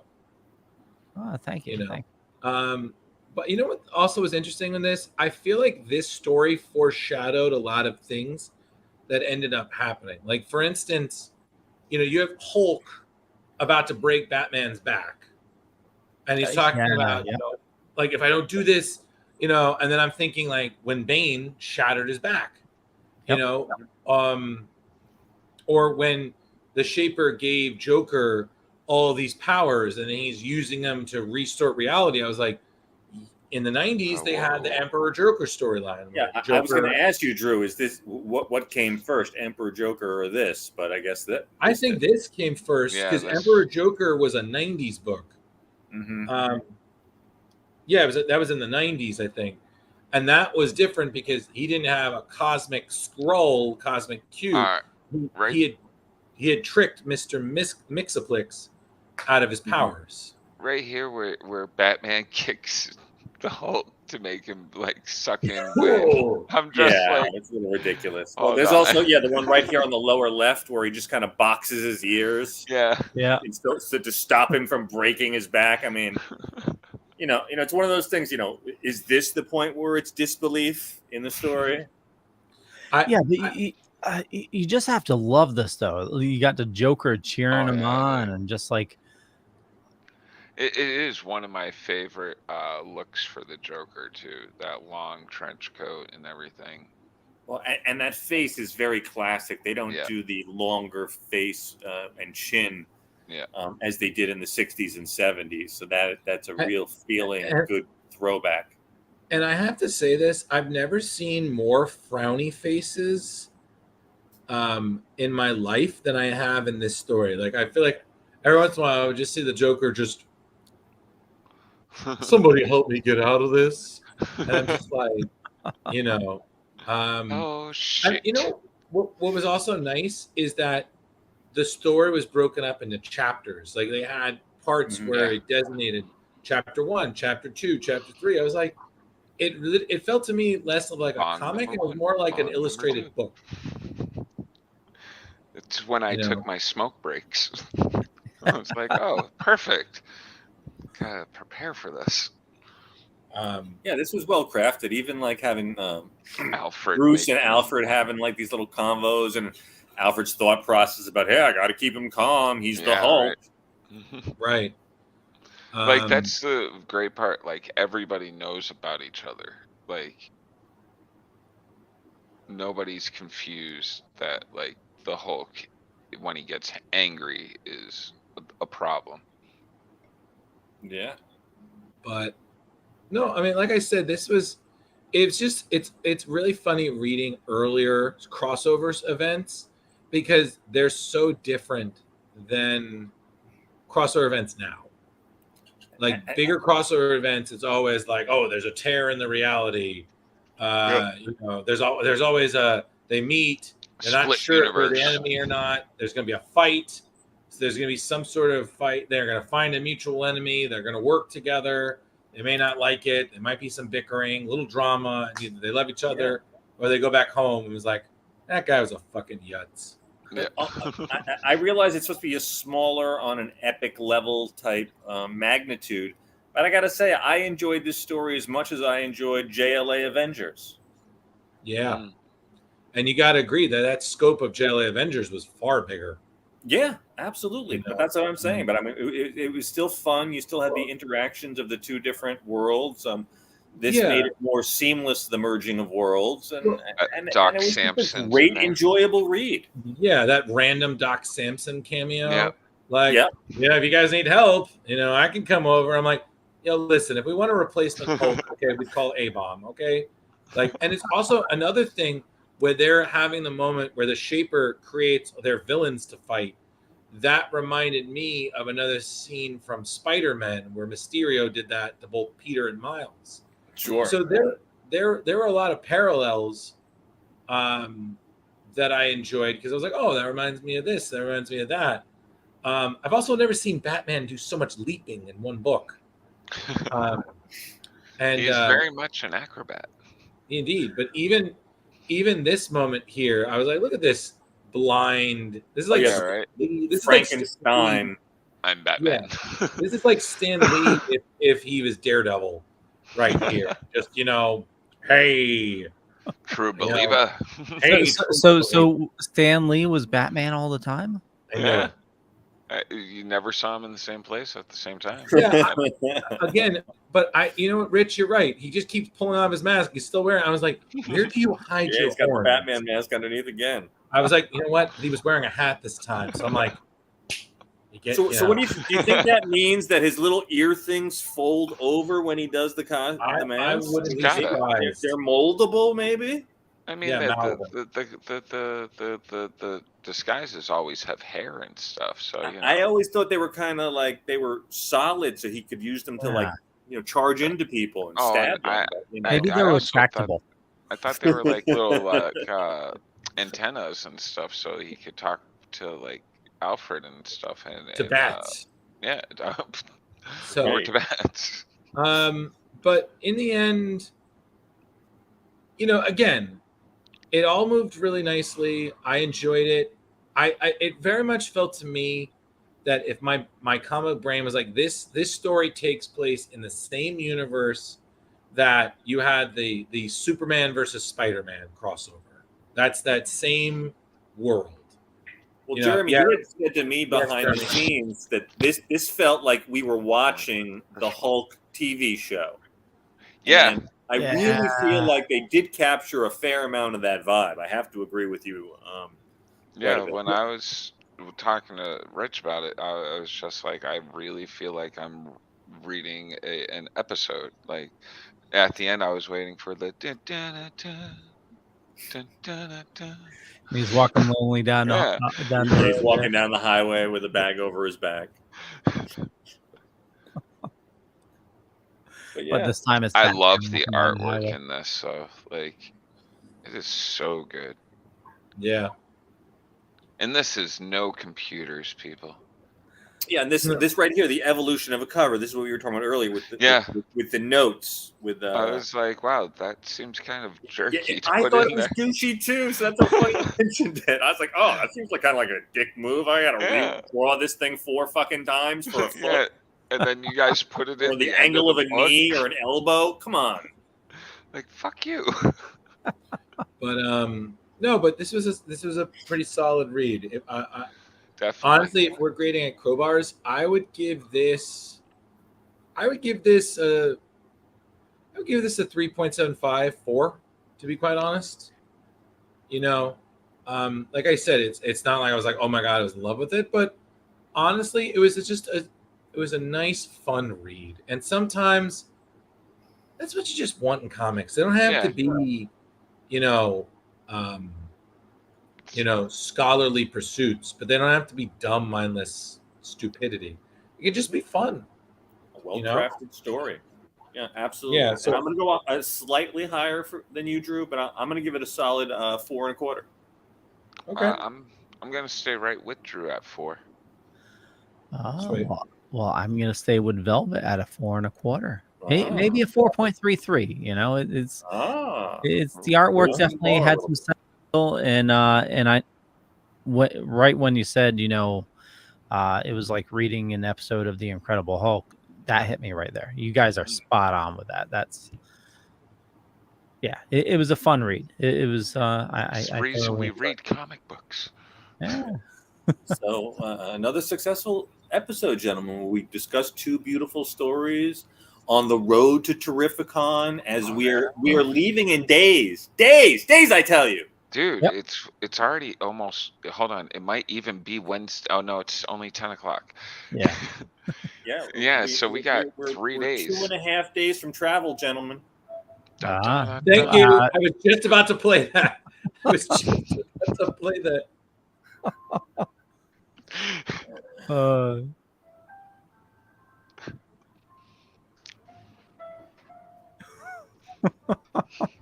So my wife and I think Steve's going to give us a hand as well. We're going to go to our booth on Thursday. Oh, wow. And we're going to get at least a backdrop set up. Nice. And get the tablecloth as well. Nice. And, nice. And I can't wait for our business cards to be able to hand them out to all our artist friends and prospective artist friends, and begging them to record bumpers for us and such. It's going to be real. Again, I just want to say this because again, we're really cutting it close today. But it is today and really every episode. It's going to be really interesting being in the same space together. Like, if we point, we actually could poke one another. Oh yeah, right. Yeah, and it won't be the wrong way. Exactly. I'll just be like, God, that way. If we do it the wrong way in person, then you know what, Leo? Let's end the show. Too many brownies. Too many brownies. Make sure to come see us at Terrificon. Yeah, we're going to be right in the main concourse. Yes. So as soon as you enter, we're going to be there. Just, we'll probably... You'll be able to reach out and Jeremy, no brownies to strangers. No, we're not allowed. And we might be by the military. No brownies to anyone but us. How about well, that? yeah, that's the move. new rule. Because they weren't strangers; they were people I knew, and that actually asked for them. Yeah, but you got to know what you're getting into. Well, they're adults, Rich. Well, some people are stupid adults. You need obviously. I'm just really looking forward to seeing what happens because we can plan as much as possible, but then things will come up spontaneously. So it's going to be really. I think both Jeremy and I have admitted, at least to each other, that we have anxiety about this. But at the same time, guys, I really want to have a good time. Yeah. Well, it's natural to have some anxiety, and Drew, I love it that you wanna plan so much, and I think we did a great job getting everything together. But a lot of it is we're gonna be flying by the seat of our pants. No, And Leo, I just want to stress and again, everybody, I don't want to sound like I'm over structuring. Me, Oh, I you're always not. You're not. No, I know. I always call it is I'm just looking to create the skeleton. We let life fill in the meat and the potatoes. Oh, totally. We're gonna be super prepared for whatever comes our way. So did everybody fill in their slots for the panels? I am going to do it after the show. Okay. So I'm gonna try to fill in whatever panels are not covered. I'll probably end up doing most of them. Right, we got to put coverage for panels. Yeah. I forgot about that. So Leo, like for example, like I covered a bunch of panels, but if people want to cover with me, they could just put their initials right next to mine, correct? Right. Oh, totally. Yeah. That's how that works, right? So yeah, the most important thing is to have, at least one person in all the panels. I'm going to try to, I would love it if we can record both panel rooms. And if we can get every panel, that'd be insane. I mean, I'd say I think the best goal is 50% to 75. Yeah. I mean, because let's be real here, Leo. And everyone's here. Some of those panels, with all due respect to the people speaking of them, I don't see a lot of people being horribly interested. And then there's some I was like, we got to be there. Oh yeah. But there are some that just like magic happens. Like there was some Spider-Man panel. And, I'm trying to remember. They brought up like the first Spider-Man costume out. Ooh, wow. For like TV. I can't remember what it was. It was I can't remember who was there. It was a couple of years back. We got it recorded. What, the Hammond outfit? The 1970s outfit? The big head? Yeah, the one with the web cartridge on the outside, the really cheesy one. I think it was. I'll have to go back to my because it had to be that one, Leo, because he had that guest there. I remember that. Yeah. So, yeah, I mean, magic can happen at any panel, so it's but I think the hard thing, Leo, is just briefly, and then we're gonna wrap this up because we're already running. It's to pick your battles. Like I know me, I'm gonna be like, I want to be doing this, that, and I'm just gonna be like, what I'm saying is, you guys might need to pull me back because I know me. I'm gonna be like, I'm just Superman in my nerd sun, charging my battery, like just soaking it in. Jeremy, please, I ask you, please remind me not to eat the whole brownie. Okay. No, eat two. Drew, at night though. Drew, since I from what I understand, you're not much of a partaker. Is that correct? No, that's not true. I eat two. Started tiptoeing through the shallow end of the partaking. Okay. Listen, if you feel it's too deep, if something happens where you feel a little overly emotional or you feel weird or something, just grab me or Jeremy, man. We'll hold you tight. We'll get you where you need to be. Oh boy, I'll watch some Rick and Morty with you. Yeah, we'll bring you up in we'll bring you back to your room for a few minutes. We'll stroke your back and we'll let you know it's going to be okay. Okay, now we need to end the show because it just got weird. Okay, cool. Yeah, Cliff says the Kevin Conroy brownie and love it, Drew. Yeah, Cliff. I can't wait to talk to Kevin Conroy about his special episode, his coming out episode, or comic rather. That should be. Yeah, that's big. He is such a nice guy. I just also want to say I'm very excited to see anybody there. Me and Leo have been working on a very special character from my cosplay closet making an appearance, and it's going to be really fun. So I might need a little encouragement from Jeremy and Rich. I just have to decide whether it's chocolate chip or brownie, but that'll be for Saturday. So point being is, Leo, I don't indulge during the day. During the day, I'll be. So guys, Terrificon, Mohegan Sun. This weekend, Friday, Saturday, Sunday, join us. Join Mitch Halleck, the promoter. Join hundreds of actual artists and writers, media guests, Orville actors, Kevin Conroy, Phil Lamar, the whole Justice League animated Superman, Tim Daly. Tim Daly's first American convention that he's ever done. Is it? Yeah. What? Oh, I didn't know that. It's Tim Daly's first American comic book convention that he's ever done. Get in. I can't remember who said that he's in Connecticut. Was that Mitch? Probably What, that he lives in Connecticut? I have no idea. That he lives in Connecticut. Maybe. Well, Mitch said all the flights were up, so maybe they could save on that one. Yeah. Cliff says I'll also be gushing all Kevin Conroy on Saturday. Yeah, we know. Oh yeah. I'm gonna give you a big hug, Cliff. I know you need one. Make sure you come by and see us, Cliff. So yeah, we're gonna be right in the main concourse, and yeah, it's gonna be a lot of fun. And, absolutely. So guys, that's gonna be it for tonight. We your actually hit an even 2 hours. So Leo, let's wrap this Okay, we're gonna wrap up. Thank you all for watching. Make sure you head on over to thedorkening.com for all the shows on the network. There's a ton of awesome people doing a ton of awesome stuff. For me, just Google Leo Pond. You'll find a bunch of stuff. Could be true, could be not. I'm not going to say which is which, but you'll find us at Terrificon this weekend. All of us and a bunch of other dorks as well. A lot of people from the Dorkening. Yeah, we're going to be there all weekend. We'll have the booth. You can't miss it. You'll come. There's going to be a huge display. I can't wait to see it up. Yeah. I'm excited. Jar Jar. Yay!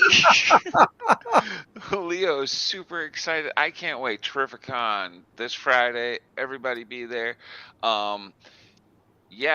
Check out comic book lovers. Screw all that. You know what? Terrificon this weekend is all you need to know, and hope to see you all there. Oh, hell yeah. Drew.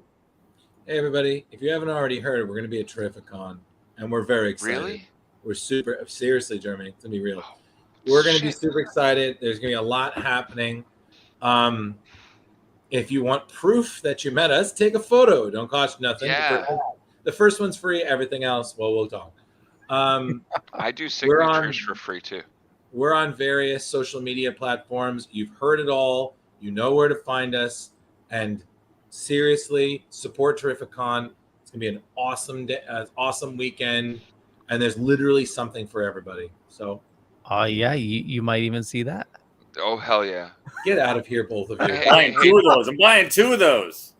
Did Drew hear my Bubba Drew idea? No, you tell back to the show because we're ending. Okay. Oh yeah, end the show. End it. Hey, it's me, Velvet Joker, every Tuesday here at award-winning Splash Pages, a comic book club.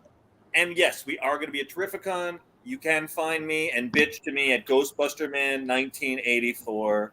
And with that, we are out. There we go. We'll catch you guys later. And if you're traveling on the road, listen to us on Dead Dork Radio live. Thanks for the Tuesday. ride. We'll catch you guys later. Radio.com.